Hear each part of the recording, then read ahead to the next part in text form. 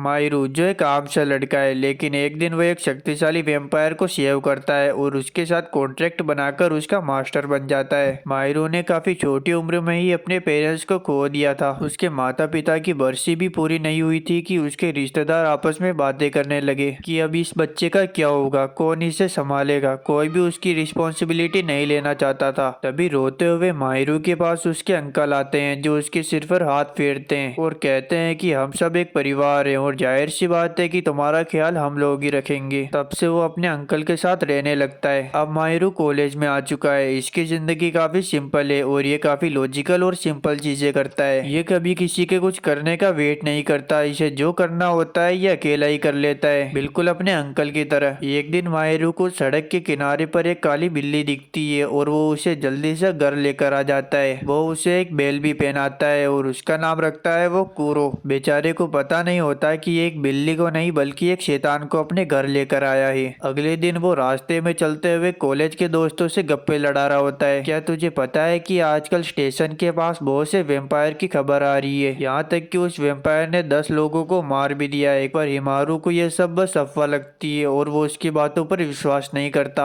अब शाम होने पर हिमारू अपने घर के अंदर आता है, जहाँ पर वो देखता है कि उसका टीवी चालू है। यह देखकर वो टेंशन में आ जाता है, लेकिन जब वो पास आकर देखता है तो वहाँ पर एक गुड लुकिंग सा लड़का बैठा हुआ होता है, जिसकी आंखों के नीचे डार्क सर्कल होते हैं। मायरू घबरा जाता है। वह पूछता है कि आखिर तुम अंदर कैसे आए। यह लड़का कहता है कि मुझे परेशान मत करो। मायरू जल्दी से एक झाड़ू उठाता है और उसके ऊपर मारता है, लेकिन वो लड़का काफी तेज होता है और उस वार से बच जाता है। हिमारू वापस से उसके ऊपर हमला करने की कोशिश करता है, लेकिन वो नीचे गिर जाता है और गलती से पर्दा भी खोल देता है और धूप अंदर आने लगती है। धूप सीधे ही उस लड़के के ऊपर पड़ती है और वो लड़का एक बिल्ली में बदल जाता है। वो बिल्ली और कोई नहीं बल्कि कूरो होती है। यह देखकर हिमारू को कुछ भी समझ में नहीं आता कि अभी अभी क्या हुआ। हिमारू वापस से पर्दों को लगा देता है और वो बिल्ली वापस से वो लड़का बन जाती है। हिमारू घबराता हुआ उससे पूछता है कि आखिर तुम कौन हो। वो लड़का जवाब देता है, मैं एक आलसी और अच्छा वेम्पायर हूँ। यह सुनकर हिमारू को शौक लगता है। वो उसे खींचकर वापस से धूप में ले जाने लगता है। तभी हिमारू को याद आता है और वह कहता है कि तुम वही वेम्पायर हो ना जिसने स्टेशन के पास 10 लोगों का खून कर दिया। कूरो को कुछ भी समझ में नहीं आता कि हिमारू आखिर किसकी बात कर रहा है। वह उसे समझाता है कि मैंने कुछ भी नहीं किया। कूरो उसे समझाने की कोशिश करता है और उससे कहता है कि कुछ भी हो जाए, जब मैं इंसानी रूप में हूँ तो तुम्हारे दिए हुए नाम से मुझे मत बुलाना। हिमारू कहता है कि क्या होगा जब मैं तुम्हें बुलाऊं कूरो। यह कहते ही इन दोनों के आसपास मैजिकल सर्कल आने लगते हैं, कूरो के गले में और हिमारू के हाथ में। थोड़ी देर बाद वह सर्कल गायब हो जाते हैं। हिमारू को कुछ भी समझ में नहीं आता कि अभी अभी यहाँ पर क्या हुआ। वह कूरो से पूछता है कि आखिर अभी अभी क्या हुआ। कूरो बताता है कि वह एक खास तरह का वेम्पायर है जो अपने मास्टर से बंधे होते हैं। उनके मास्टर का ऑर्डर उनके लिए अंतिम होता है और वो बस अपने मास्टर का खून पी सकते हैं। और अभी जो कुछ भी हुआ वो बस हम दोनों के बीच का एक टेम्परेरी कॉन्ट्रैक्ट है और अगर मैं 24 घंटे के अंदर तुम्हारा खून नहीं पीता हूँ तो ये कॉन्ट्रैक्ट टूट जाएगा। यह सुनकर हिमारू का थोड़ा टेंशन कम होता है। वह जल्दी से कूरो को घर से बाहर निकाल देता है ताकि और कोई दिक्कत ना हो। पर जैसे ही वो वहाँ से जाने लगता है तो एक मैजिकल रस्सी वापस से उसे कूरो के पास लेकर आ जाती है। कूरो समझाता है कि वह दोनों अब एक कॉन्ट्रैक्ट में बन चुके हैं और वो दोनों एक दूसरे से दूर नहीं जा सकते। हिमारू वापस से उसे घर के अंदर लेकर आ जाता है। यह दोनों एक दूसरे को पसंद नहीं करते, लेकिन कॉन्ट्रैक्ट की वजह से इन्हें साथ रहना पड़ता है। थोड़ी देर बाद हिमारू कूरो को उठाकर अपने दोस्तों के पास लेकर जाता है और उन्हें बताता है कि यह बिल्ली एक वेम्पायर है। उन लोगों को विश्वास ही नहीं होता। उन्हें लगता है कि हिमारू का मानसिक संतुलन हिल गया है और उनमें से एक दोस्त तो उसे साइकेट्रिस्ट का नंबर भी दे देता है। हिमारू उन लोगों को बहुत समझाने की कोशिश करता है, लेकिन कोई फायदा नहीं होता। तभी हिमारू की नजर पास ही के शीशे में पड़ती है और उसमें एक काला साया होता है और अचानक से एक मैजिशियन उनके सामने आ जाता है और करतब दिखाने लगता है। हिमारू के एक दोस्त को उसमें कोई भी इंटरेस्ट नहीं होता, इसलिए वह वहाँ से चुपचाप जाने लगता है। पर वो जोकर उसे रोकता है और अचानक से उसकी गर्दन पर काट लेता है और उसकी वजह से सब तरफ खून ही खून फैल जाता है। वहाँ पर चारों ओर भगदड़ मच जाती है और वो मैजिशियन जल्दी से उछलकर एक खंबे के ऊपर लटक जाता है और वो खुद को एक वेम्पायर के रूप में इंट्रोड्यूस करता है और वो बताता है कि मेरा नाम बेलिया है। बेलिया जानता है कि हिमारू ने एक काली कैट के रूप में एक वेम्पायर को उठाया है और वो उसे एक ड्यूअल के लिए इनवाइट करता है। बेलिया नाच रहा होता है, तभी कूरो अचानक से सरप्राइज किक मारता है और उसे दूर फेंक देता है। हिमारू पूछता है कि आखिर यहाँ पर क्या हो रहा है। कूरो कहता है कि हमें यहाँ से जल्द निकलना पड़ेगा क्योंकि वो किसी वैम्पायर से लड़कर अपना टाइम वेस्ट नहीं करना चाहता। पर हिमारू उससे कहता है कि वो अपने दोस्तों को इस तरह की मुसीबत में अकेला नहीं छोड़ सकता। इधर बेलिया हिमारू के दोस्तों के ऊपर हमला करने ही वाला होता है, तभी वहाँ पर हिमारू आकर उसका चेहरा पकड़ लेता है और उसे हमला करने से रोकता है। बेलिया उसकी इस कोशिश का मजाक उड़ा रहा होता है और तभी अचानक से अपनी तलवार से उसके ऊपर हमला करता है। पर तभी बीच में कूरो आ जाता है जो हमले को अपने ऊपर ले लेता है, लेकिन वो काफी कमजोर हो जाता है। वह कहता है कि मैंने कई सालों से किसी का खून नहीं पिया, इसलिए मेरी ताकत काफी कम हो चुकी है। तभी हिमारू उसके मुंह में अपना हाथ डाल देता है और कूरो को अपना खून पिला देता है। खून पीने के बाद कूरो में अचानक से एनर्जी आ जाती है और उनका जो टेम्पररी कॉन्ट्रैक्ट होता है वो परमानेंट हो जाता है। साथ ही उन दोनों को जोड़ने वाली मैजिकल चेन भी पूरी तरीके से विजिबल हो जाती है। अब हिमारू कूरो का मास्टर बन चुका है और कूरो भी दिल से उसे मास्टर मान लेता है। हिमारू कूरो को ऑर्डर देता है कि जल्दी से सामने खड़े वैम्पायर के ऊपर हमला करो। यह सुनते ही कूरो अपनी पावर्स की थोड़ी सी झलक दिखाता है और बेलिया के ऊपर हमला करता है और पल भर में ही बेलिया की चीथड़े उड़ जाते हैं। अब कूरो बेलिया को एक हाथ से उठाता है और उसका खून पीने की कोशिश करता है। तभी हिमारू चेन को खींचकर कूरो को रोक देता है और उससे कहता है कि अब बस बहुत हो गया, इतना काफी है। कूरो चुपचाप बेलिया को छोड़ देता है। बेलिया जो अब हार चुका है वो अपनी टोपी को शर्मिंदगी से वापस पहन लेता है। बेलिया अब एक डोल में कन्वर्ट हो जाता है। हिमारू उससे पूछता है कि आखिर तुम हम लोगों को मारना क्यों चाहते थे। बेलिया बताता है कि ये सब उसके मास्टर सुबाकी का ऑर्डर था। कूरो कहता है कि मैं तो सुबाकी को ठीक से जानता भी नहीं, फिर वो मुझे क्यों मारना चाहता है। बेलिया कहता है कि कोई भी सुबाकी को नहीं जानता, इसलिए वो सभी को मारना चाहता है। तभी अचानक से कूरो और हिमारू के बीच की चेन गायब हो जाती है और कूरो और हिमारू दोनों कमजोरी से नीचे गिर जाते हैं।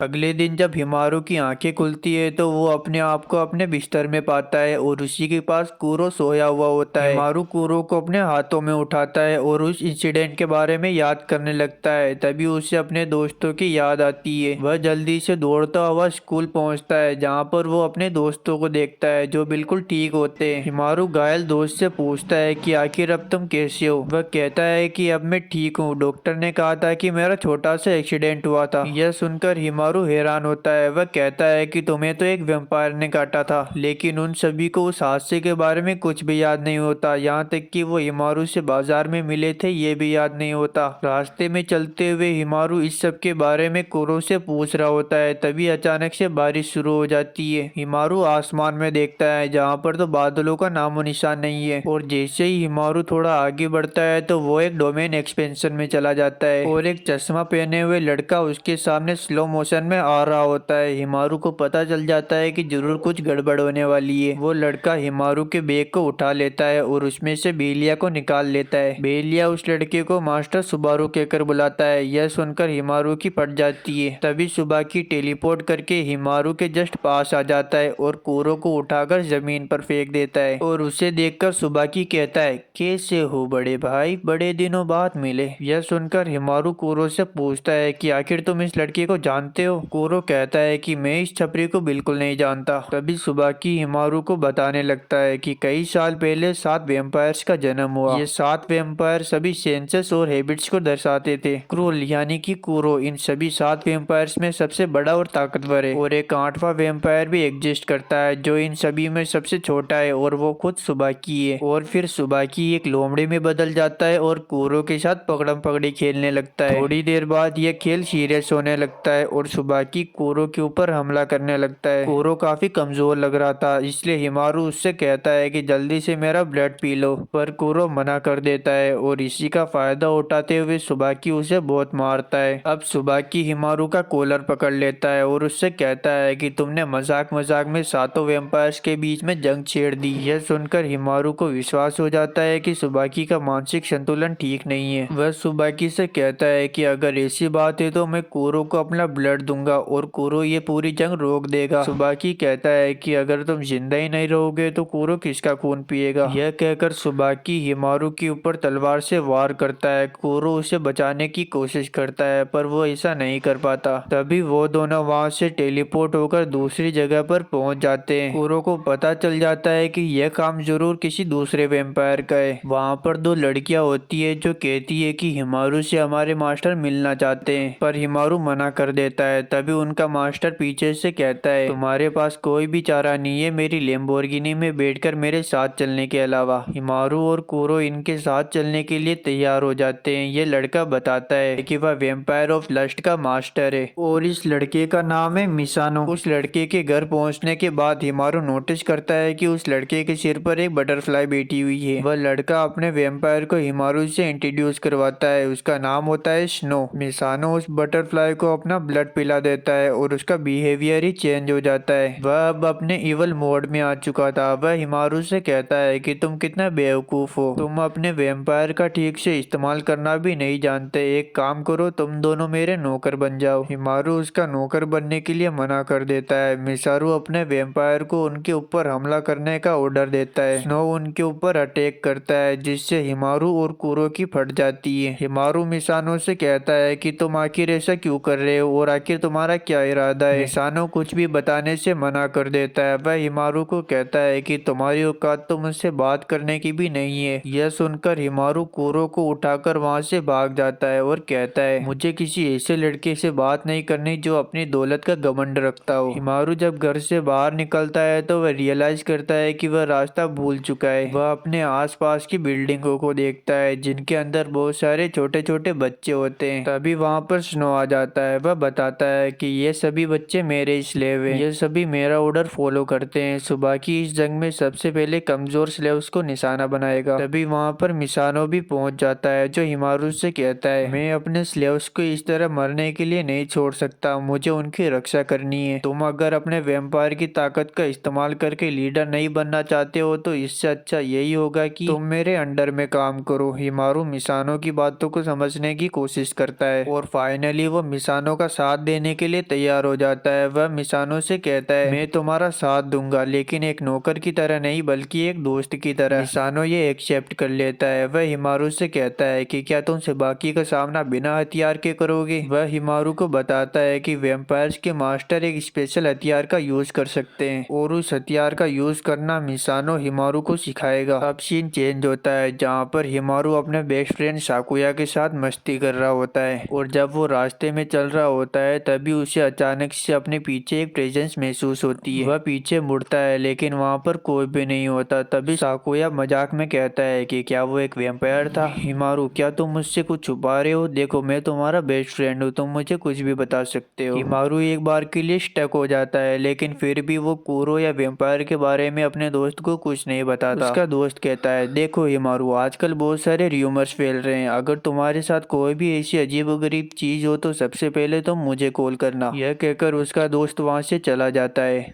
अगले दिन हिमारू मिसानो के घर जाता है उससे यह सीखने के लिए कि वो अपने दोस्तों को बचाने के लिए वेपन कैसे ले सकता है। कुरो उससे कहता है कि अगर तुम्हें वेपन चाहिए तो तुम्हें अपनी आंखें बंद करनी होगी और जैसे ही माहिरू अपनी आंखें बंद करता है तो वह कुरो के दिमाग में चला जाता है। उसके सामने एक काली बिल्ली होती है। वह माहिरू को कहीं ले जाने लगती है और उससे कहती है कि वो कुरो की शक्तियों की रक्षा करती है। वह हिमारू को एक गिफ्ट के ढेर तक ले जाती है और उससे कहती है कि तुम्हें वेपन के लिए एक गिफ्ट को चूज करना पड़ेगा, पर याद रखना एक बार गिफ्ट चुनने के बाद तुम उसे चेंज नहीं कर सकते। हिमारू अपनी पर्सनैलिटी को देखते हुए एक सिंपल सा गिफ्ट चूज करता है। अचानक से वो गिफ्ट एक झाड़ू में बदल जाता है और होश आने के बाद झाड़ू हवा में इधर उधर उड़ने लगता है और हिमारू की कलाई पर आकर टैटू की तरह जम जाता है। हिमारू अपने झाड़ू को समन करने की बहुत कोशिश करता है लेकिन वह ऐसा नहीं कर पाता। तभी मिसानो उससे कहता है कि तुम्हें एक ऐसी चीज के बारे में सोचना चाहिए जिसे तुम बचाना चाहते हो। यह सुनते ही हिमारू जल्दी से अपने दोस्तों के बारे में सोचता है और अचानक से वो झाड़ू उसके हाथ में समन हो जाता है। हिमारू को अपने बेस्ट फ्रेंड साकुया की याद आती है क्योंकि बहुत दिनों से वह स्कूल भी नहीं आ रहा था, इसलिए वह डिसाइड करता है कि वो शाम को साकुया के घर जाएगा। हिमारू शाम को खाना लेकर उसके दोस्त के घर जा रहा होता है और रास्ते में हिमारू कूरो को बताता है कि साकुया और मैं बचपन से ही साथ थे और काफी अच्छे दोस्त थे, लेकिन हिमारू को साकुया के साथ बिताया हुआ बचपन का एक भी पल याद नहीं आता। यहाँ तक कि वो साकुया के घर का एड्रेस भी भूल चुका था। वह खुद से कहता है कि क्या मैं कभी साकुया के घर भी गया था। उसकी साकुया के साथ बिताई हुई सारी यादें अचानक से मिटने लगती है। तभी अचानक से असली साकुया हिमारू के पीछे आ जाता है। हिमारू उससे पूछता है, आखिर तुम इतने दिनों से स्कूल क्यों नहीं आ रहे थे। साकुया बताता है, कुछ दिनों पहले इसी रास्ते पर उसके ऊपर वेम्पायर ने हमला किया था, लेकिन वो उससे बार बार बच गया। तब से उसे घर से बाहर निकलने में भी डर लग रहा था। तभी अचानक से किसी के चिल्लाने की आवाज आने लगती है। हिमारू जल्दी से उसकी ओर दौड़ता है, लेकिन साकुया हिमारू का हाथ पकड़कर उसे एक गली के अंदर लेकर आ जाता है। हिमारू साकुया से कुछ पूछ पाता उससे पहले कुछ स्ट्रिंग्स आकर कोरो और हिमारू को बांध देती है। बिल्डिंग पर खड़ा हुआ बेलिया कोरो के ऊपर हमला करता है और साकुया के पास आकर खड़ा हो जाता है। साकुया चिल्लाकर हिमारू से कहता है कि मैंने तुम्हें वार्निंग दी थी कि इस इलाके में बहुत सारे वेम्पायर्स घूम रहे हैं, लेकिन तुमने इसको अनदेखा किया। इधर कोरो को पता चल जाता है कि साकुया और कोई नहीं बल्कि सुबाकी का मीनियन है। साकुया हिमारू से कहता है कि मेरे साथ बिताए हुए पलों को याद करो। हिमारू को साकुया के साथ बिताया हुआ एक भी पल ठीक से याद नहीं होता। साकुया कहता है कि बताओ कितनी यादें झूठी है और कितनी यादें सच्ची। यह कहकर वो हिमारू के ऊपर हमला करता है, लेकिन कोरो बीच में आ जाता है और हमला खुद के ऊपर ले लेता है। बेलिया भी कोरो के ऊपर तलवारें गाड़ देता है। हिमारू कहता है कि ऐसा नहीं हो सकता, उसका बेस्ट फ्रेंड एक वेम्पायर निकला, काश तुम एक वेम्पायर नहीं होते। साकुया कहता है कि पहले सब कुछ ठीक चल रहा था, लेकिन तुमने झूठ बोला। तुमने मुझसे ये बात छुपाई कि तुम्हारी बिल्ली एक वेम्पायर है। अब सिचुएशन को देखते हुए हिमारू कोरो को अपना ब्लड पीने के लिए बोलता है, पर कोरो मना कर देता है। साकुया कहता है कि वैसे भी इसका कोई फायदा नहीं, अगर मास्टर में फाइटिंग स्पिरिट ही ना हो तो खून पीना बेकार है। माहिरू अपने आप को काफी बेबस और लाचार समझ रहा था कि वो इस सिचुएशन में भी कुछ नहीं कर सकता। अचानक से उन लोगों की स्ट्रिंग्स कट हो जाती है और वहाँ पर मिसानो और स्नो आ जाते हैं। स्नो बेलिया का सामना करता है और मिसानो साकुया को रोकता है, लेकिन साकुया मिसानो को इग्नोर करता है। वह उससे कहता है कि तुम जैसे अनटाइटल बेट्स कुछ नहीं कर सकते, और वो बेलिया को उनके ऊपर अटैक करने का ऑर्डर देता है। पर हमला करने के चक्कर में बेलिया मिसानो और स्नो के बीच में आ जाता है, जिससे स्नो का स्पेशल वेपन एक्टिवेट हो जाता है और बेलिया एक चेयर पर बन जाता है। स्नो जल्दी से उसका सिर काट देता है और बेलिया वहीं पर बेहोश हो जाता है। मिसानो साकुया से कहता है कि कितना बुरा है, माहिरू हम दोनों को मिलवाना चाहता था, लेकिन अब हमें लड़ना पड़ रहा है। यह सुनकर साकुया इमोशनल एक्टिंग करने लगता है। वो मिसानो के सामने ऐसा बिहेव करता है जैसे कि उसे अपने किए पर पछतावा है। साकुया की बातें सुनकर मिसानो इमोशनल हो जाता है और स्नो और उसके बीच के बॉन्ड को तोड़ देता है। इसका फायदा उठाते हुए वो स्ट्रिंग्स जो बेहोश हुए बेलिया को कंट्रोल कर रही थी, वो स्नो के ऊपर अटैक करता है और उसका एक पैर काट देता है। साकुया मिसानो के ऊपर भी अटैक करता है और उसे घायल कर देता है। अब साकुया माहिरू के गले पर चाकू रख देता है और उससे कहता है, मैं तो तुम्हें और तुम्हारे दोस्तों को काफी टाइम से मारना चाहता था। और जैसे ही वो माहिरू को मारने की कोशिश करता है तो एक लड़की का भूत आकर उसके कान में कुछ कहता है और वो वहीं पर फ्रीज हो जाता है। इसका फायदा उठाते हुए कोरो माहिरू से कहता है, हमें यहाँ से जल्दी से निकलना चाहिए क्योंकि अब उनकी हालत ऐसी नहीं है कि वो इन लोगों से लड़ सके। पर माहिरू जाने से मना कर देता है और साकुया के पास जाता है। माहिरू अपने वेपन को समन करता है और साकुया के ऊपर हमला करता है और उस हमले से साकुया दूर जाकर गिरता है। हिमारू उससे कहता है कि अब बस बहुत हो गया, और वह मन ही मन में काफी उदास और दुखी होता है और वह यह सोचता है क्या यह वही ताकत है जिसे उसने अपने दोस्तों को बचाने के लिए हासिल की। और वह लड़ने की इच्छा खोने लगता है, पर तभी उसका झाड़ू उसे लड़ने के लिए मजबूर करता है। माहिरू लगातार अपने दोस्त के ऊपर हमला करता है और उसे काफी घायल कर देता है।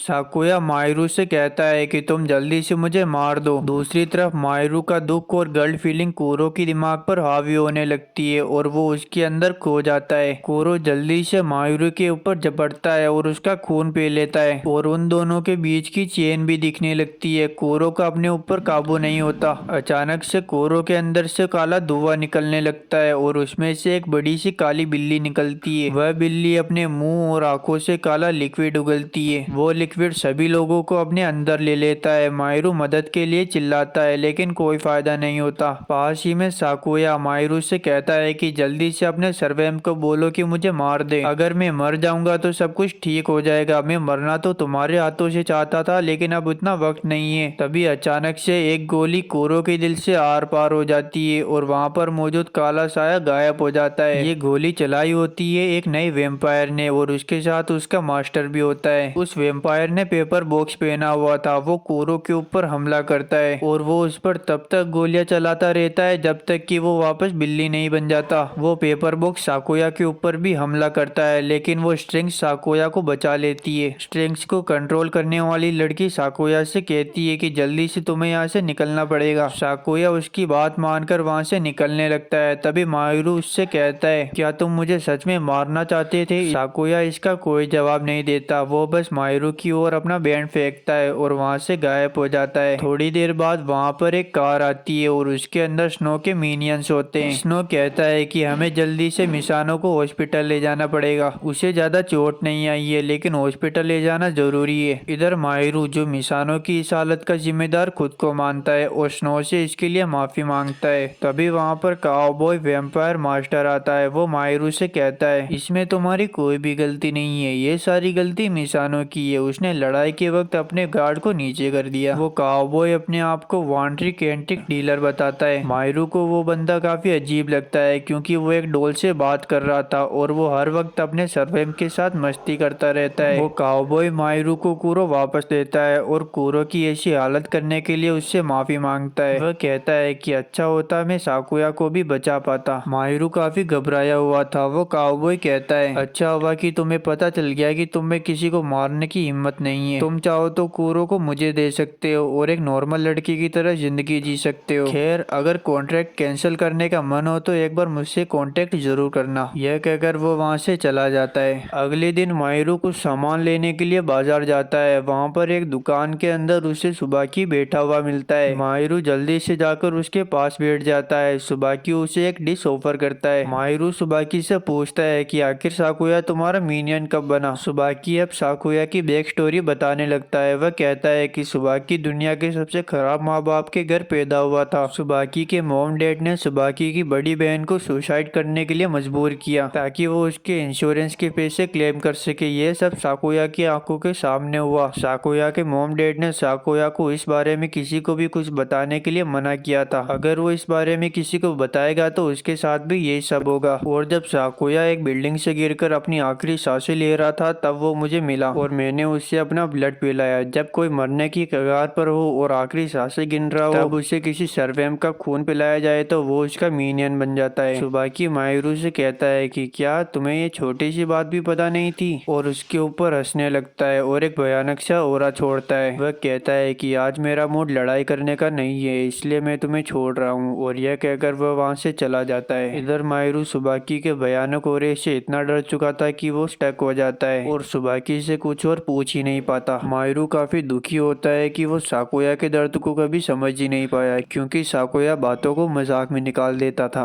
अगले दिन मायरू दौड़ता हुआ स्कूल जाता है ताकि उसे साकुया मिल जाए लेकिन वहाँ पर साकुया नहीं होता। साकुया का नाम सुनकर सारे क्लासमेट काफी हैरान होते हैं। उन सबको साकुया की पर्सनैलिटी तो याद होती है लेकिन उसका फेस याद नहीं रहता। मायरू समझ जाता है कि साकुया चाहता है कि लोग उसे याद रखें लेकिन वो सबके सामने अपने असली वजूद को नहीं ला सकता। एक दिन साकुया स्कूल के कल्चरल फेस्टिवल में आता है। उसने मास्क लगाया हुआ था। पूरे स्कूल में उसे कोई भी नहीं जानता और वह स्कूल में घूम रहा होता है तभी उसे अपने पुराने दोस्त मिलते हैं। साकुया उनके पीछे देखता है। उनके पीछे एक पोस्टर लगा हुआ था जिस पर लिखा हुआ था साकुया हम तुम्हारा इंतजार कर रहे हैं। तभी कुरो अचानक से उड़ता हुआ साकुया के चेहरे के ऊपर आता है। साकुया को पकड़ने के लिए मायरू उसके पीछे दौड़ता है। साकुया मायरू से कहता है तुम आखिर मेरा पीछा क्यों कर कर रहे हो? मैंने तुम लोगों को मारने की कोशिश की। माहिरू कहता है कि तुम झूठ बोल रहे हो, तुमने तो हम लोगों को बचाया है। निशानों की चोट भी इतनी गहरी नहीं थी। साकुया मान लेता है कि वह माहिरू से केवल इसी साल मिला था। यह दोनों स्कूल की छत पर जाते हैं, जहाँ पर साकुया कहता है कि मैं मानता हूँ हमारे बचपन की जितनी भी यादें थी वो सब झूठी थी, और यह कहकर वो छत से कूद जाता है। माहिरू भी दौड़ता हुआ उसका कॉलर पकड़ लेता है और अपने झाड़ू को समन करके वहाँ से उड़ जाता है। माहिरू कहता है कि हमें कुछ फर्क नहीं पड़ता, चाहे तुम वैम्पायर हो या कुछ और, तुम अब भी हमारे दोस्त हो। और इनका बैलेंस बिगड़ जाता है और ये जंगल के अंदर आकर गिर जाते हैं, जहाँ पर साकुया माहिरू की इतनी बेकार स्किल पर हंसने लगता है। थोड़ी देर बाद वह हंसते हंसते रोने लगता है और वह माहिरू को बताता है जब उसकी बहन की मौत हुई थी तो वो उसका जिम्मेदार खुद को मानता था, लेकिन सुबाकी उससे कहता है कि इसमें तुम्हारी कोई भी गलती नहीं है। और वह साकुया से वादा करता है कि अंतिम समय में मैं तुम्हारे साथ जरूर दूंगा। साकुया कहता है कि सुबाकी ही वो पहला इंसान था जिसने मुझे संभाला था, इसलिए अब मैं उसके लिए कुछ भी करूंगा। पर माहिरू उसे समझाता है कि सुबाकी का परफेक्शन तुम्हारे लिए वही है जो तुम्हारे अंकल का तुम्हारे लिए था। मैं तुम्हारे साथ मिलकर सुबाकी को रोकूंगा। साकुया कहता है कि इतना बहुत है, पर मैं तुम्हारे साथ नहीं रह सकता। फिर दोनों एक दूसरे से बॉम्ब करते हैं और साकुया वहाँ से गायब हो जाता है। ये सारी बातें कूरो भी सुन रहा होता है। साकुया जाते जाते माहिरू को थैंक यू बोलता है कि उसने इतना बढ़िया साल उसके साथ गुजारा, और वह मन में सोचता है कि माहिरू ही वो पहला इंसान था जिसने उसको अपना दोस्त बनाया था। ये याद करके वो रोने लगता है।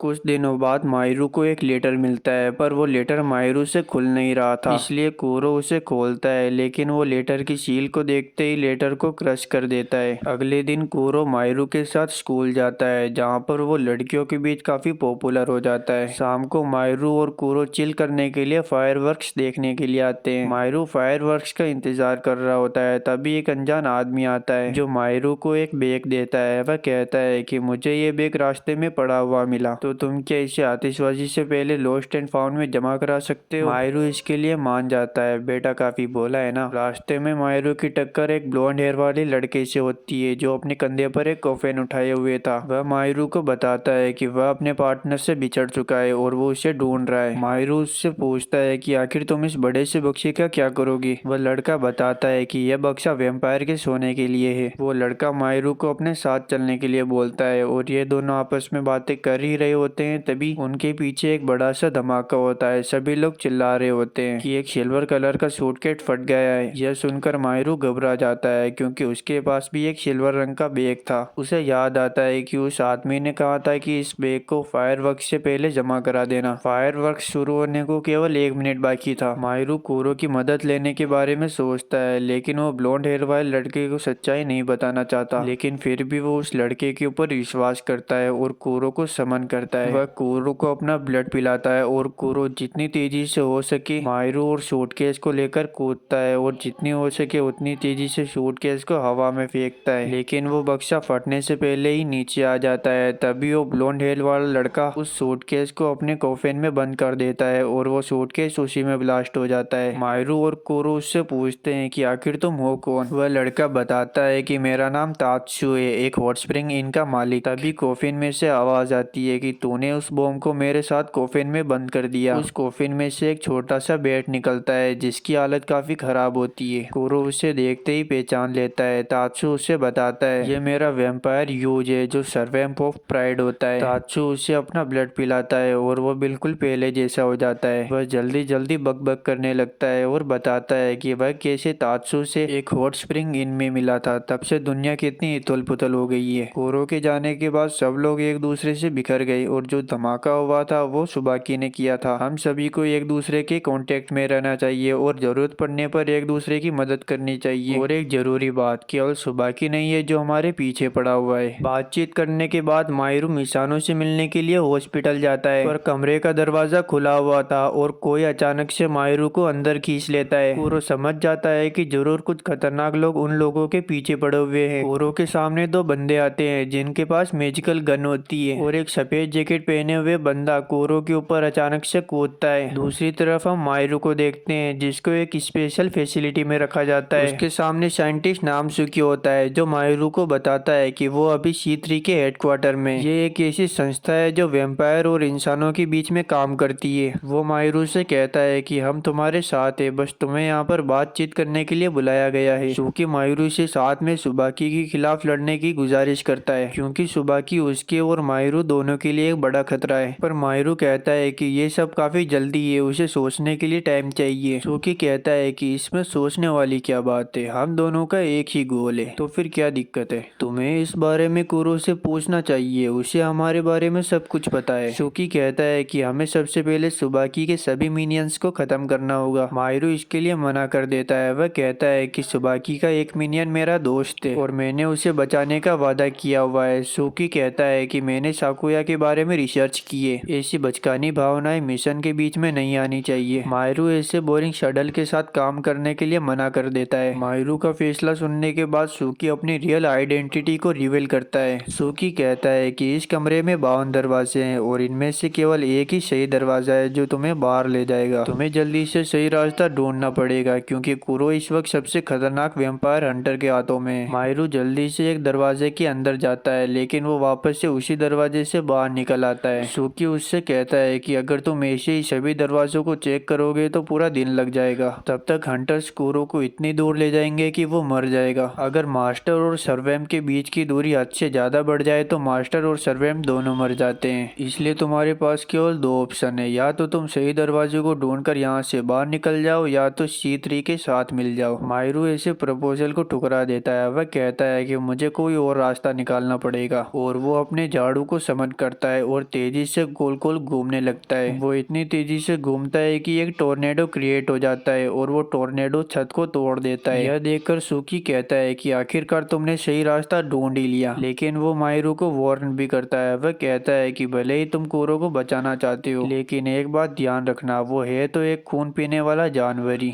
मायरू उससे कहता है कि वो भले ही एक वैम्पायर है लेकिन उसने उसके अंदर की अच्छाइयों को देखा है। यह कहकर वो वहां से उड़ जाता है। दूसरी तरफ हम कुरो को देखते हैं जो हंटर्स के हाथों से बहुत बुरी मार खा रहा होता है। हंटर्स उससे कहते हैं कि जब हमने लेटर भेजा था तुझे तब आना चाहिए था। कुरो दौड़ता हुआ नदी के पास पहुंचता है। पीछे वाला हंटर चिल्लाकर कहता है कि तुम्हारा मास्टर हम लोगों के कब्जे में है, जिससे कि कुरो का ध्यान भटक जाता है और वो एक पिंजरे के अंदर कैद हो जाता है। अब कुरो सभी तरफ से फंस चुका था। तभी वहां पर मायरू की एंट्री होती है जो कुरो को वहां से उड़ाकर लेकर चला जाता है।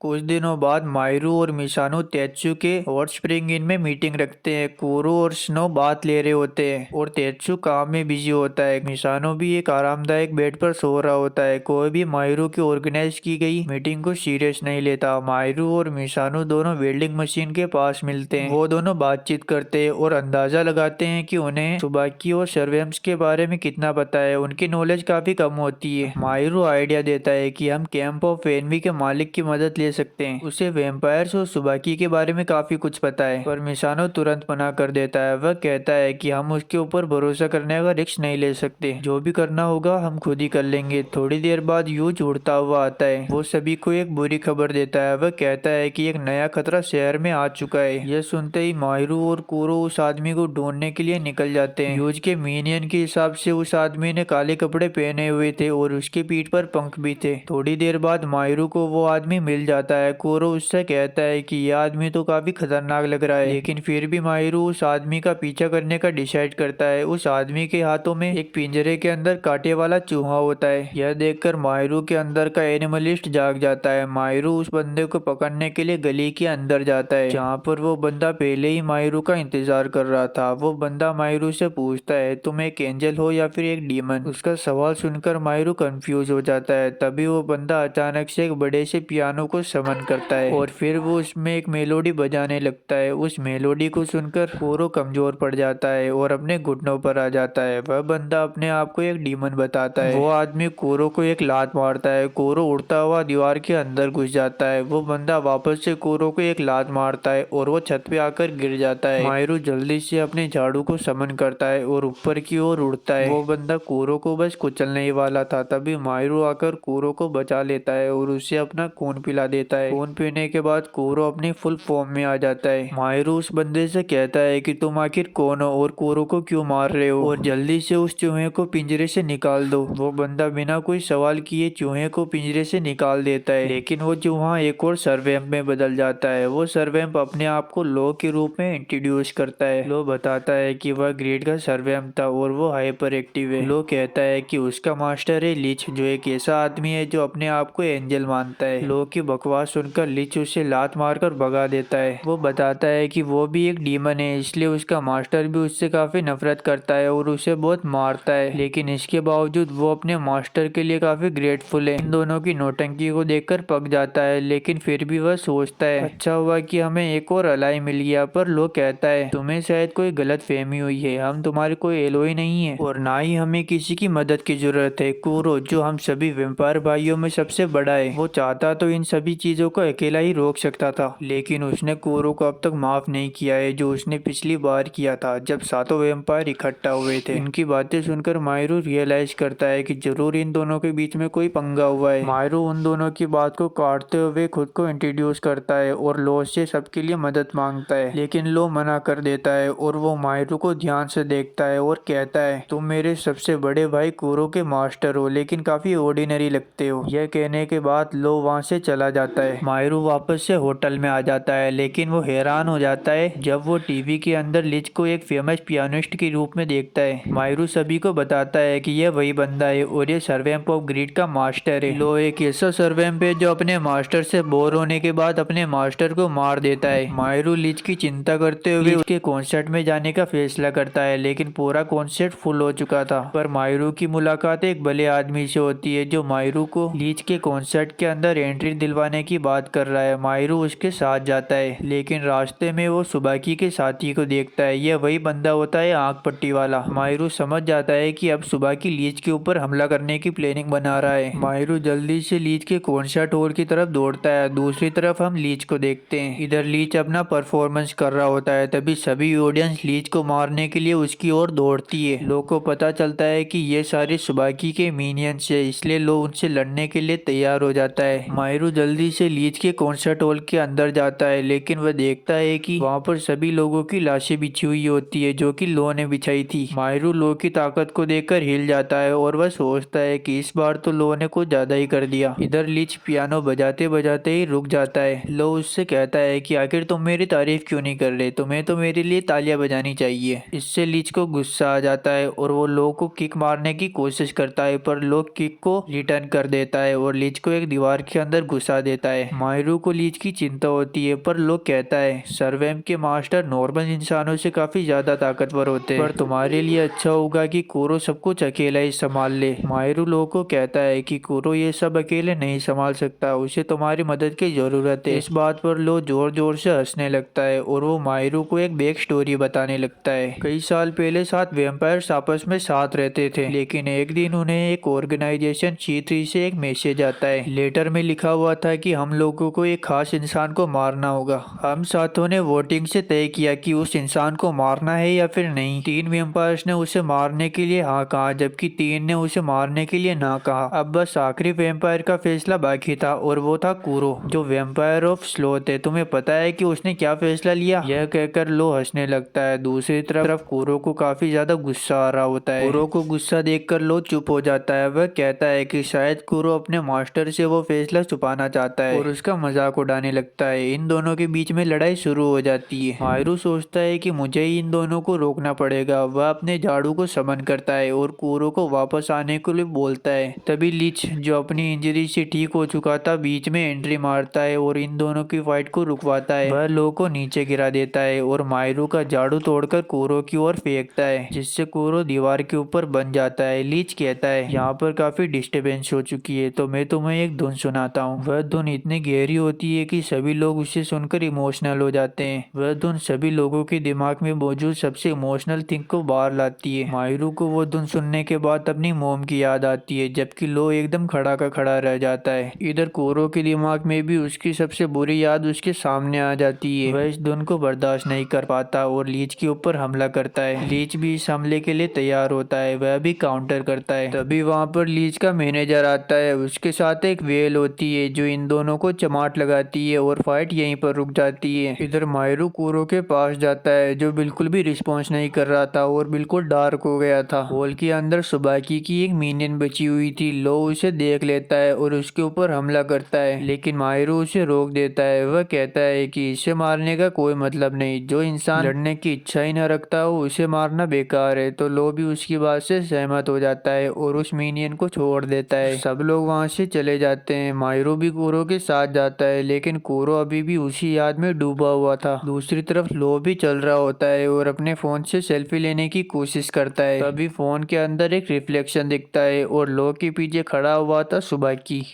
मायरू होटल वापस आता है, लेकिन मिसानो उसके ऊपर गुस्सा होता है कि उसने अकेले एक्शन लिया, लेकिन उसने एक काम अच्छा किया कि उसने सुबाकी के एक मिनियन को पकड़ लिया। मिसानो कहता है कि हमें इस लड़की को बंदी बना लेना चाहिए, हो सकता है ये हम लोगों के सामने कमजोर होने की एक्टिंग कर रही हो। मायरू उसे बंदी बनाने के लिए मना कर देता है। तभी तात्सु और यूस डिसाइड करते हैं कि वो इस लड़की का इस्तेमाल चारे के रूप में करेंगे ताकि वो सुबाकी के बेस का पता लगा सके। मायरू कहता है कि ये खतरनाक हो सकता है, अगर सुबाकी को पता चला कि उसका एक मिनियन हम लोगों के पास है तो वो उसे बचाने के लिए जरूर आएगा। मिसानो को मायरू की बातों पर विश्वास नहीं होता। मायरू कहता है कि मैं सुबाकी से तब पहली बार मिला था जब वो बेलिया को मुझसे बचाने आया था, यहाँ तक कि साकुया ने भी उसकी काफी इज्जत की थी। मायरू इस बारे में कुरो से पूछता है, लेकिन कुरो कोई भी जवाब नहीं देता और कमरे से बाहर चला जाता है। मायरू भी उसके पीछे पीछे जाता है और उसे रोकने की कोशिश करता है। मायरू उससे पूछता है कि आखिर क्या दिक्कत है। कुरो उसकी तरफ मुड़कर देखता है। कुरो के चेहरे को देखकर मायरू को समझ आ जाता है कि उसका मेंटल हेल्थ अभी ठीक नहीं है। उसे याद आता है कि जब से लो ने उनकी पुरानी बातों का जिक्र किया है वो अजीब बर्ताव कर रहा है। मायरू कुरो से कहता है कि क्या तुमने उसे मारने के लिए हाँ कहा था। यह सुनते ही कुरो अचानक से एक इवल फॉर्म में आ जाता है। मायरू घबरा जाता है, लेकिन फिर भी वो उससे कहता है कि कुरो घर चलो। कुरो वापस से अपनी कैट फॉर्म में आ जाता है और मायरू के साथ वापस चलने को तैयार हो जाता है। अब हम रात का सीन देखते हैं। रात को मायरू उस लड़की के साथ बैठा हुआ होता है। वह लड़की मायरू से कहती है कि मैं तुम्हारे दुश्मन हूँ, उसके बावजूद तुम मेरे साथ इतना अच्छा बर्ताव क्यों कर रहे हो। मायरू जवाब देता है कि वो सभी के साथ अच्छा ही है क्योंकि वह लड़ना नहीं चाहता। वह लड़की कहती है कि तुम काफी बोले हो। वह बताती है कि सुबाकी के कमजोर मिनियंस लड़ना नहीं चाहते और वह मायरू को संभल कर रहने के लिए बोलती है। वह कहती है कि सुबाकी का राइट हैंड हायन से बच के रहे क्योंकि वो काफी खतरनाक और ताकतवर है। सुबह मायरू की नींद जल्दी खुल जाती है और वो कुरो को देखता है जो कमरे के बाहर सोया हुआ था। तभी उसे लीच के मैनेजर का कॉल आता है। वह मायरू से पूछता है कि क्या तुमने लो को कहीं पर देखा है। वो कल रात से गायब है और दूर होने की वजह से लीच हर वक्त कमजोर महसूस कर रहा है। दूसरी तरफ हम लीच को देखते हैं जो लो के वापस न आने की वजह से खुद ही उसे ढूंढने निकल पड़ता है, पर तभी उसके पीछे एक अधेड़ उम्र का आदमी आ जाता है। लीच समझ जाता है कि ये खतरनाक है। लीच उससे दूर भागता है, लेकिन वो आदमी इतना तेज होता है कि लीच के दूर भागने से पहले ही उसे चोट पहुंचा देता है। ये लाल बालों वाला आदमी सुबाकी का राइट हैंड हायन होता है। वह लीच से कहता है कि मेरा बॉस तुमसे खुश नहीं है, तुमने हमारे मिनियंस को मार दिया, अब मैं तुम्हें जहन्नुम दिखाने वाला हूँ। और ऐसे करते हुए इनमें फाइट शुरू हो जाती है। हायन से लड़ते हुए लीच काफी बुरी मार खाता है और उसकी पूरी हालत खराब हो जाती है। हायन को तो एक खरोच भी नहीं आती और वो लीच का मजाक उड़ाने लगता है। इसी का फायदा उठाते हुए लीच उसके ऊपर हमला करता है, पर हायन उससे बच जाता है। पर उसके हाथ पर एक कट लग जाता है और वो उसके अंदर आग लगा देता है और अपना चिल्लम फूंकते हुए लीच से कहता है, तुम्हारा सर्वेंट लो मेरे बॉस के जूतों के नीचे है। लीच उससे कहता है कि मुझे उस कांटे वाले चूहे से कोई मतलब नहीं, लेकिन मैं एक लाल बालों वाले आदमी से कभी नहीं हारूंगा। हायन कहता है कि कितना बुरा वक्त आ गया है, मुझे एक टैलेंटेड पियानिस्ट को मारना पड़ रहा है। यह कहते हुए वो एक बड़ा सा लाल बवंडर क्रिएट कर देता है। उस बवंडर को मायरू भी दूर से देख लेता है। वह कुरो को कहता है कि हमें वहां पर चलना चाहिए। कुरो पहले तो थोड़ा हिचकिचाता है, लेकिन बाद में वो लड़ने के लिए तैयार हो जाता है। मायरू वहां पर पहुंचता है और वह देखता है कि हायन बस लीच को मारने ही वाला है। हायन काफी खतरनाक लग रहा था, इसलिए मायरू बिना रिस्क लिए कुरो को लड़ने के लिए भेजता है। पर तभी अचानक से कुरो मेल्ट होने लगता है और अचानक से उसका पूरा शरीर एक क्रिस्टल बॉल में बदल जाता है। वहाँ पर किसी को भी समझ में नहीं आता कि अभी अभी कुरो के साथ क्या हुआ। हायन मायरू की ओर बढ़ता है। मायरू जल्दी से अपने ब्रूम को समन करता है, लेकिन वो ब्रूम भी उस क्रिस्टल बॉल के अंदर चला जाता है। अब मायरू कुछ भी नहीं कर सकता। तभी लीच इन दोनों के बीच में आता है। वह अपने पैरों से ही जमीन के ऊपर पियानो बनाता है और अपने पैरों से ही पियानो को बजाने लगता है। हायन भी अपनी आंख से हमला करता है। मायरू इन दोनों को देखकर काफी बेबस महसूस करता है। इतनी मुश्किल होने के बावजूद वो लीच की थोड़ी सी भी मदद नहीं कर सकता। वो काफी कमजोर महसूस करता है। तभी लीच उससे कहता है कि ऐसी बेकार भावनाएं अपने अंदर मत आने दो और तुम्हें जो सही लगता है वो करो। थोड़ी देर बाद फाइट खत्म हो जाती है और लीच काफी बुरी तरीके से हार जाता है। हायन उसे उठाकर वहां से जाने लगता है। मायरू उसकी ओर दौड़ता है और कहता है कि मेरे दोस्त को जल्दी से छोड़ दो, लेकिन हायन मायरू को वहीं पर फ्रीज कर देता है और वो वहां से चला जाता है। थोड़ी देर बाद मायरू नॉर्मल हो जाता है। वहां पर मायरू के सभी दोस्त आ जाते हैं। मायरू सबको बताता है कि कुरो इस क्रिस्टल बॉल में बन चुका है। कुरो अपने असली रूप में नहीं था, ना ही उसमें से कोई आवाज आ रही थी, लेकिन उसके बावजूद ह्यूज और स्नो को उस बॉल के अंदर से कुरो की एनर्जी महसूस हो रही थी। उन लोगों को वहां पर एक सेल फोन मिलता है। उस सेल फोन पर बेलिया की शक्ल का एक की चेन लगा हुआ था। उन लोगों को लगता है कि ये सुबाकी के किसी मिनियन का फोन है। उन लोगों का शक सही निकलता है। तभी सुबाकी का कॉल आता है और वह कहता है ये सेल फोन मेरे राइट हैंड हायन का है, तो तुम इसे वापस कर दो। मिसानो कहता है कि अगर तुम्हें ये फोन चाहिए तो तुम्हें ग्रूम और उसके मास्टर को आजाद करना पड़ेगा। सुबाकी उन लोगों से कहता है कि ये कोई आईफोन नहीं है जिसके लिए मैं उन दोनों को आजाद कर दूंगा। मिसानो सुबाकी को याद दिलाता है कि तुम्हारा एक मिनियन भी हमारे कब्जे में है। अगर तुम्हें वो चाहिए तो तुम्हें उन दोनों को आजाद करना ही पड़ेगा। सुबाकी कहता है कि मैं उन दोनों को नुकसान नहीं पहुंचाऊंगा, लेकिन हो सकता है मैं उन दोनों को अलग अलग रखूं। फोन कट हो जाता है और सुबाकी कहता है कि लगता है मुझे प्लान को थोड़ा चेंज करना पड़ेगा। ये सभी होटल वापस आते हैं। वो डिसाइड करते हैं कि हमें 12 बजे से पहले लीच और लो को वापस से मिलाना पड़ेगा, पर मायरू कहता है कि ये काम नहीं आएगा, मेरा ब्रूम मेरे पास नहीं है, इस वजह से मैं बिल्कुल बेकार हूँ। अब वो लोग कमरे से बाहर आ जाते हैं। मायरू अकेला बैठा हुआ बॉल को घूर रहा होता है और उससे कहता है जरूरत पड़ने पर कुरो ही हमेशा मेरी मदद किया करता था और मुझे उठाकर ले जाया करता था, पर अब कुरो यहाँ पर नहीं है तो मुझे ही खुद स्ट्रॉन्ग बनना पड़ेगा। वह कहता है कि मैंने कुरो के ऊपर कुछ ज्यादा ही दबाव डाल दिया, जिसकी वजह से कुरो के साथ ये सब हुआ, और वो रोने लगता है। तभी उस बॉल में से आवाज आने लगती है। वो कुरो होता है। वो कहता है कि मैं तुम्हारे रोने धोने से काफी पक चुका हूँ। कुरो उस क्रिस्टल बॉल के अंदर एक मिनिएचर डॉल की तरह दिखाई दे रहा था। मायरू कुरो से माफी मांगता है और बॉल से बाहर आने के लिए बोलता है। कुरो कहता है कि मैं बाहर तो आना चाहता हूँ, लेकिन मैं आ नहीं पा रहा। मायरू कहता है कि मैं तुम्हें कैसे भी करके बाहर निकाल के ही रहूंगा, पर कुरो कहता है कि उसे यहाँ पर अकेले अच्छा लग रहा है, क्योंकि उसे किसी टॉक्सिक कैरेक्टर का सामना नहीं करना पड़ेगा।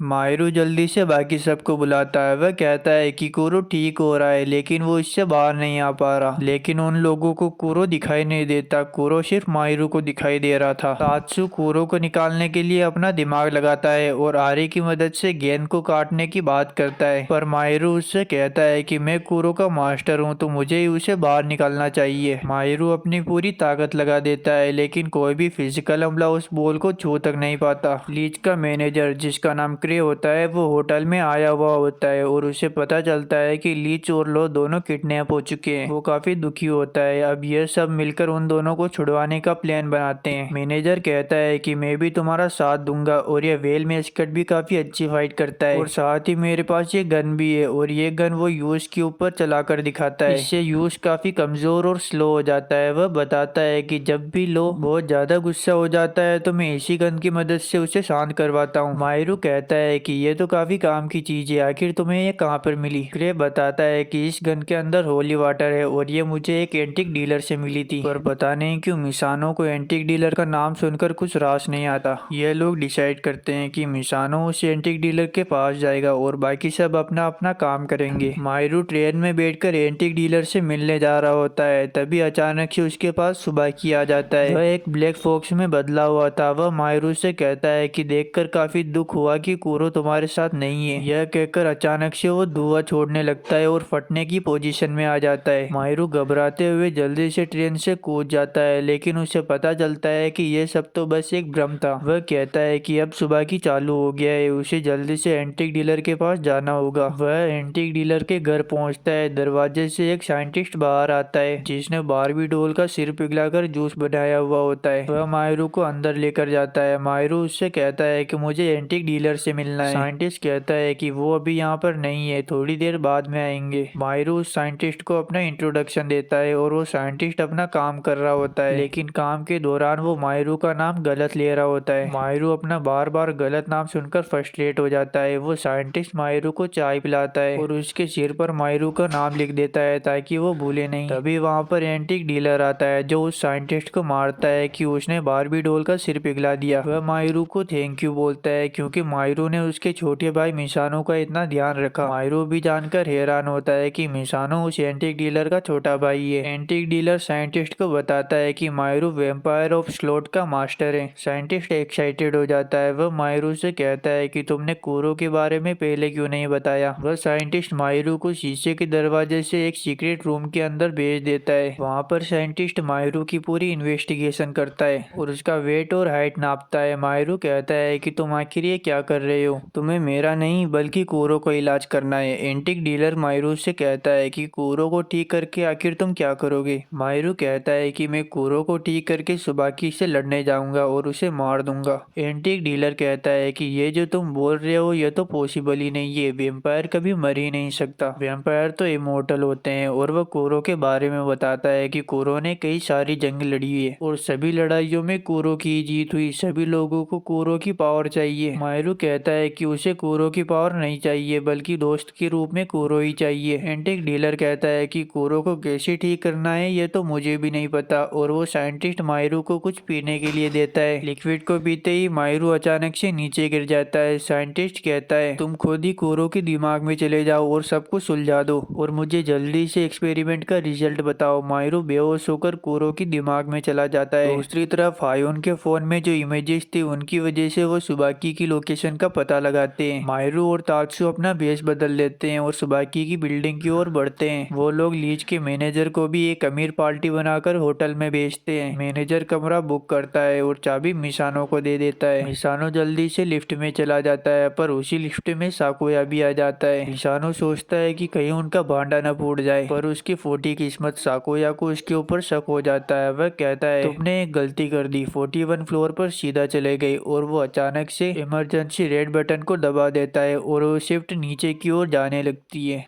ये दोनों एक दूसरे को भला बुरा कहते हैं। लीच अपने पियानो को समन करता है जबकि लो अपने तलवार को समन करता है और इन दोनों में फाइट शुरू हो जाती है। पूरी बिल्डिंग के अंदर धड़ाम धुड़म चल रहा होता है। लो लीच के ऊपर हमला करता है पर लीच उसे लात मारकर भगा देता है। लो लीच के सर पर वार करता है। लीच का दिमाग घूम जाता है। लो सोचता है कि अब तो लीच गया, लेकिन फिर भी लीच उड़ जाता है। लो भी काफी इम्प्रेस होता है। वह लीच से कहता है चाहे कुछ भी हो हम दोनों इस दुनिया में काफी छोटे कैरेक्टर है जो दूसरों को दिखाई भी नहीं देते। लीच कहता है कि आखिर छोटा कैरेक्टर किसको बोल रहा है, छोटा कैरेक्टर होगा तू सर्वेंट ऑफ ग्रीड है, लेकिन इसके बावजूद तूने आज तक एक भी अच्छा काम नहीं किया, यहाँ तक कि तुझे तो बड़ा सोचने में भी डर लगता है। लो को भी गुस्सा आ रहा होता है। वह कहता है कि आखिर तुम मेरे बारे में जानते ही क्या हो और वो लीच को अपनी अंधेरी यादों में ले जाता है जहाँ पर हमें लो का पास्ट दिखाया जाता है। लो को एक प्रिंसेस से प्यार हो गया था। वो दोनों एक दूसरे के साथ काफी खुश थे, लेकिन प्रिंसेस एक दिन लो से कहती है मेरी एंगेजमेंट फिक्स हो चुकी है तो आज के बाद मैं तुमसे नहीं मिलूंगी। लो कहता है कि आखिर तुम मुझे छोड़कर क्यों जा रही हो। प्रिंसेस कहती है कि मेरे पिता यानी कि राजा ने दूसरे राज्य से दोस्ती बनाने के लिए और आक्रमण को रोकने के लिए हमारी शादियां फिक्स की और यह शादी दोनों राज्यों के बीच शांति स्थापित करेगी। लो कहता है कि अगर तुम इससे खुश नहीं हो तो मैं तुम्हें भगा कर ले जा सकता हूँ, पर प्रिंसेस कहती है कि मेरी खुशियों से पहले मेरा राज्य आता है और उसके लिए वो कुछ भी करेगी। लो भी कुछ बोल नहीं पाता और वो प्रिंसेस को अपने हाल पर छोड़ देता है। शादी होने के बाद दोनों राज्यों की शांति ज्यादा दिनों तक नहीं चलती और दोनों राज्यों के बीच जंग छिड़ जाती है। यहाँ तक कि दुश्मन राज्य ये सोचता है कि प्रिंसेस वाले राज्य से बदला लेने के लिए प्रिंसेस को भी सूली पर चढ़वा देते हैं। सब कुछ खत्म होने के बाद लो राज्य वापस आता है। जब तक तो प्रिंसेस जा चुकी थी, यहाँ तक कि उसकी आखिरी मूर्ति भी तबाह हो चुकी थी। लो इस सदमे को बर्दाश्त नहीं कर पाता और वहीं पर बारिश में पागलों की तरह नाचता फिरता है। लीच लो के पास से बाहर आता है और एक अजीब सा सैड म्यूजिक बजाने लगता है। लो उससे कहता है कि आखिर तुम इतना सैड म्यूजिक क्यों बजा रहे हो। लीच कहता है क्योंकि मैं खुद भी काफी सैड हूँ, इसलिए। इन दोनों में वापस से लड़ाई शुरू हो जाती है और ये लड़ते लड़ते पास ही के कमरे को तोड़ देते हैं और उस कमरे के अंदर होता है हायन, जो इन दोनों से लड़ने के लिए बिल्कुल तैयार होता है। लीच उससे अकेले लड़ने की बात करता है पर लो कहता है कि तुम इस राक्षस को अकेले नहीं हरा पाओगे। लिफ्ट जल्दी से नीचे जाने लगती है। मिसानो तात्सु से कहता है कि तुम जल्दी से 41वें फ्लोर पर जाओ, मैं थोड़ी देर बाद आता हूँ। लिफ्ट 5वें ग्राउंड फ्लोर पर जाकर खुलती है। मिसानो देखता है कि वह फ्लोर पूरी तरीके से खाली है। साकुया जल्दी से अपनी मैजिकल चेनसो को समन करता है और मिसानो और स्नो को पीछे धकेलता है। इन दोनों के पास पीछे हटने के अलावा कोई भी चारा नहीं था। साकुया कहता है कि तुम कितने बेवकूफ हो। साकुया कभी लीच और लो या फिर तुम्हारे पीछे था ही नहीं। सुबह की तो तात्सु के सर्वैम्प यूज के पीछे पड़ा हुआ है। साकुया उनके ऊपर हमला करता है। अब इनके पास कोई भी चारा नहीं रहता, इसलिए मिसानो साकुया को गुस्सा दिलाता है और कहता है कि मायरू तुम्हें कितना अच्छा दोस्त मानता है, लेकिन इसके बावजूद तुम उस सुबाकी का साथ दे रहे हो। साकुया कहता है तुम कभी सुबाकी का असली मकसद समझ ही नहीं पाओगे। सुबाकी कभी तुम लोगों के या फिर किसी और चीज के पीछे था ही नहीं। साकुया बताता है कि सुबाकी को किसी एक चाबी की तलाश है। मिसानो भी समझ जाता है कि वो सभी लोग अभी तक गलत अंदाजा लगा रहे थे। दूसरी तरफ तात्सु 41वें फ्लोर पर पहुंच जाता है, जहां पर सुबाकी के सभी साथी उसके इंतजार कर रहे होते हैं, पर तात्सु इनसे घबराता नहीं, वो तो काफी कॉन्फिडेंस लग रहा था। दूसरी तरफ सुबाकी जो अपनी मिनियन को बचाना चाहता था, वो जंगल में आता है। वहाँ पर उसे 5 वेल मेस्केट मिलते हैं। वेल मेस्केट सुबाकी से कहते हैं कि तुम्हारा एक मिनियन हम में से ही किसी एक के अंदर है, तुम्हें उसे पाने के लिए हमें हराना पड़ेगा। यह सुनकर सुबाकी थोड़ा हैरान होता है, क्योंकि सुबाकी अब इनमें से किसी भी वेल मेस्केट के ऊपर हमला नहीं कर सकता। सुबाकी सभी वेल मेस्केट को एक चाबी बताता है। वह कहता है कि ये चाबी उसी दरवाजे की है जिस कमरे के अंदर मैंने लीच और लो को छुपाया हुआ है। अगर तुम्हें दम हो तो मुझसे ये चाबी ले लो। वेल मेस्केट कहते हैं कि तुम जल्दी से हमें ये चाबी दे दो, वरना हम तुम्हारा कच्चा फाड़ देंगे। सभी वेल मेस्केट बारी बारी से सुबाकी के ऊपर हमला करते हैं, पर सुबाकी काफी तेज होता है और वो पेड़ के ऊपर जाकर बैठ जाता है। तभी दूसरा वेल मेस्केट आकर उस पेड़ को ही उखाड़ देता है। सुबाकी उछलता हुआ एक वेल मेस्केट के ऊपर चढ़ जाता है और उसके अंदर फील करने की कोशिश करता है, लेकिन वो कॉस्ट्यूम इतना मोटा होता है कि उसके अंदर कुछ फील ही नहीं होता। सुबाकी अब अपनी दूसरी चाल चलता है और वो पूरे वातावरण में अपने ऑरे को फैला देता है, जिससे आसपास का एरिया काफी ज्यादा गर्म हो जाता है। दूसरी तरफ हम मायरू को देखते हैं, जो कुरो के दिमाग में होता है और उसके आसपास केवल रेगिस्तान होता है। तभी उसके पास में एक काली बिल्ली आ जाती है। मायरू उससे पूछता है कि आखिर कुरो कहाँ पर है। वह बिल्ली बताती है कि कुरो तुमसे नहीं मिलना चाहता। मायरू जिद करता है तो वो बिल्ली भागने लगती है। मायरू उसका पीछा करता है और नीचे गिर जाता है। तभी उसे रेत के नीचे से कुरो के बेल की आवाज आती है। मायरू जल्दी से उस रेत को काटता है जहाँ पर सीढ़ियाँ होती है। मायरू सीढ़ियों से उतर जाता है और सीधा उस वेम्पायर की मीटिंग में पहुंच जाता है जब C3 का लेटर आया था। उस लेटर में उन्होंने सभी सर्वेम्स के क्रिएटर को मारने के लिए कहा था, जहाँ पर ये सभी वोटिंग से डिसाइड करते हैं कि क्रिएटर को मारना है या फिर नहीं। 3 वैम्पायर क्रिएटर को मारने के लिए राजी हो जाते हैं, जबकि 3 इसके खिलाफ होते हैं। आखिरी फैसला कोरो का होता है। कोरो कहता है कि हमें उसे मार देना चाहिए। लोग गुस्सा होकर कोरो की कॉलर पकड़ लेता है और उससे कहता है कि तुम आखिर ऐसा कैसे कर सकते हो। तुम हमारे माता पिता जैसे इंसान को, जिसने हमें बनाया है, उसको मार दोगे। कोरो कहता है कि भला ऐसी वैम्पायर वाली जिंदगी कौन जीना चाहेगा। ना तो हम मर सकते हैं और ना ही सुकून से जी सकते हैं। उसे तो मरना ही होगा, यहाँ तक कि उसे मैं अपने हाथों से मारूंगा। और कोरो उसे मारने के लिए निकल जाता है। मायरो भी उसके पीछे पीछे जाता है। कोरो अपने क्रिएटर के घर पर पहुंचता है और अचानक से गेट खोलकर उसके ऊपर टूट पड़ता है। मायरो भी उसके पीछे खड़ा हुआ था, लेकिन कोरो नहीं चाहता था कि मायरू ये सब देखे, इसलिए वह मायरू की आंखों को बंद करने की पूरी कोशिश करता है। और जब सब खत्म हो जाता है तो मायरू वापस से दूसरी जगह पर आ जाता है। वहाँ पर वापस से वो काली बिल्ली होती है जो मायरू से कहती है कि इन सभी दरवाजों में कुरो की बुरी यादें छुपी हुई है, तुम इनमें से किसी भी हथियार की मदद से गेट को खोल सकते हो। तो मायरू कहता है कि मुझे इन हथियारों की जरूरत नहीं, कुरो अपनी मुझे किसी भी याद में एंट्री दे देगा। मायरू जल्दी से एक दरवाजा चूज करता है। पहले तो वो दरवाजा मायरू के ऊपर हमला करता है, पर थोड़ी देर बाद वो मायरू को अंदर आने देता है। थोड़ा आगे चलने के बाद वह देखता है कि कुरो अकेला बैठा हुआ था। कुरो अपने किए पर पछतावा कर रहा था कि उसने अपने ही हाथों से अपने क्रिएटर को मार दिया, पर मायरू उससे कहता है कि तुम्हें बीती हुई बातों पर पछताने की कोई जरूरत नहीं, तुम्हें वक्त के साथ आगे चलना होगा और अपनी गलतियों को सुधारना होगा। और इसी तरह कुरो वापस से आजाद हो जाता है। दूसरी तरफ हम लीच और लो को देखते हैं जो उसी बिल्डिंग के वो दोनों एक दूसरे के अपोजिट कमरे में बंद होते हैं और दोनों एक दूसरे की बातें सुन सकते हैं। इसलिए लो और लीच कहते हैं कि ये दीवार हम दोनों के बीच में आ रही है, तो एक काम करते हैं, इस दीवार को ही तोड़ देते हैं। पर लो के तोड़ने से पहले ही लीच उस दीवार को तोड़ देता है। लो भी काफी हैरान होता है, उसे लगा था कि लीच ये दीवार नहीं तोड़ सकता, लेकिन जबकि लीच तो ठीक से खड़े होने की भी हालत में नहीं था।